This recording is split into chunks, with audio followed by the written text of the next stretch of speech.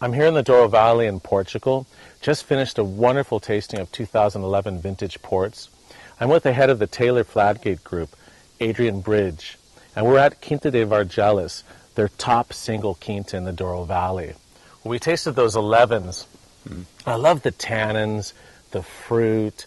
They're so harmonious.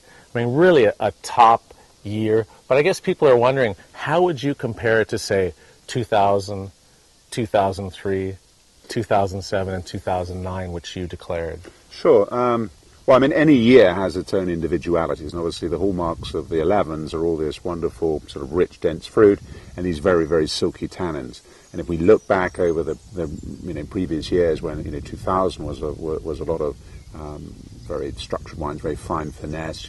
2003 had very much more opulent fruit. The fruit in the 2007 was a little bit softer, but very, very pure. 9 for us was a relatively small harvest, but ones that made some beautifully intense wines. So I think, like all great vintage port, the 11s have got all the right elements in it. But I think what stands out for us is that this particular year has these, as I say, wonderfully silky, integrated tannins, and there's layer upon layer of fruit and structure. And what can you make any comparisons to older vintages? It's always difficult because one wasn't always around, in those days to taste. And I've had people say, is this like the 94s, for example? And in many ways, the 94 had a lot of opulence and fruit and had this weight as well. And certainly it's all there in the 11s, but it was a very, very different viticultural year in 1994 than it was in 2011. Others have said, is it like the 63? And again, in a sense, I can't comment. I think what people are searching for when they're asking these questions is in part a sense of how are these wines going to evolve and how long-lived are they going to be, and that's really what people are trying to search for. Because if you remember, we only make vintage port in the great years anyway. And I think the 11s are very approachable now. They have this sort of freshness, and you're going to enjoy drinking them now, but you're going to enjoy drinking them for a whole lot different reason than you might, let's say, in 30, 40, 50 years' time. And I think that's one of the most important points about vintage port.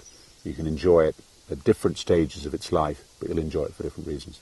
So you think that more people are actually doing that? Because, of course, there's a very traditional market like the UK where people are saying, no, I won't touch my vintage port for 30 years. But are you seeing in the world people drinking vintage port a lot younger?